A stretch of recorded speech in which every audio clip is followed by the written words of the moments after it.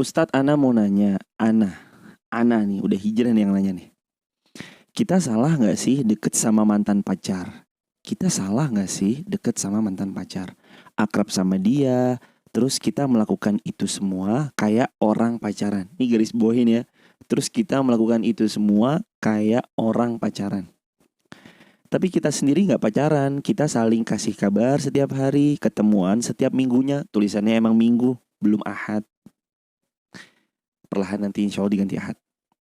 Kita saling kasih kabar setiap hari, ketemuan setiap minggunya. Kita saling tahu kalau rasa sayangnya itu masih ada.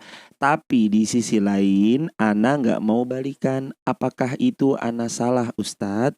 Jawabannya itu keliru. Kenapa kelirunya? Yang pertama, akrab sama dia, terus kita melakukan itu semua kayak orang pacaran. Kayak orang pacaran pada umumnya. Itu yang pertama. Terus yang kedua, ketemuan setiap hari minggunya, ketemuan setiap hari ahadnya. Jadi ada pertemuan pekanan gitu. Emang ngapain sih ketemuan? Emang dia siapanya kita? Dia belum halal buat kita, bukan mahramnya kita. Terus ngapain ketemuan setiap pekanan sama dia? Kita saling tahu kalau rasa sayangnya itu masih ada, tapi di sisi lain gak mau balikan.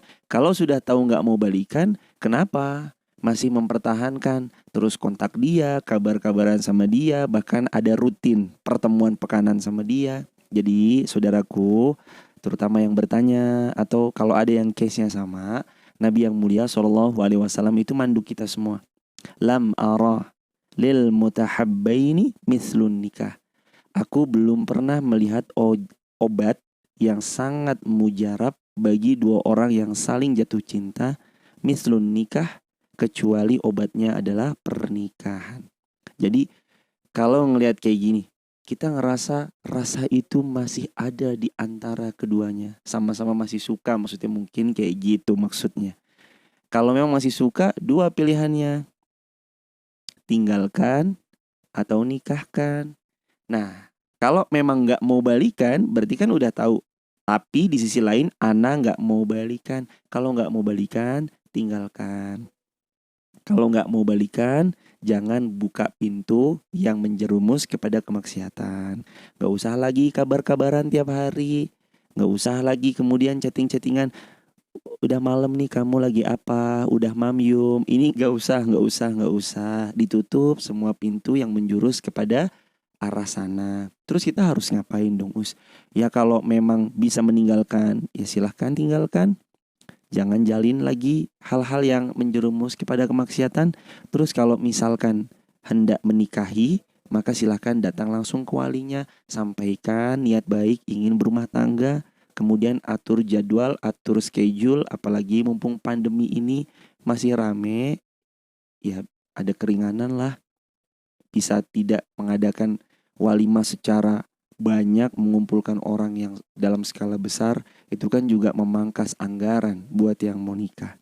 Jadi konklusinya, kesimpulannya, kalau memang masih sering membuka pintu yang menjerumus kepada kemaksiatan, ketemuan tiap pekan, rasanya seperti orang pacaran, saling berkabar, segera tutup pintu itu, jangan dibuka. Kalau ngerasanya, aduh kayaknya ini istri-able banget buat saya, ya udah, nggak usah banyak gombalin anak gadis orang lain. Kalau laki-laki datang lamar kepada walinya, sampaikan niat hendak berumah tangga.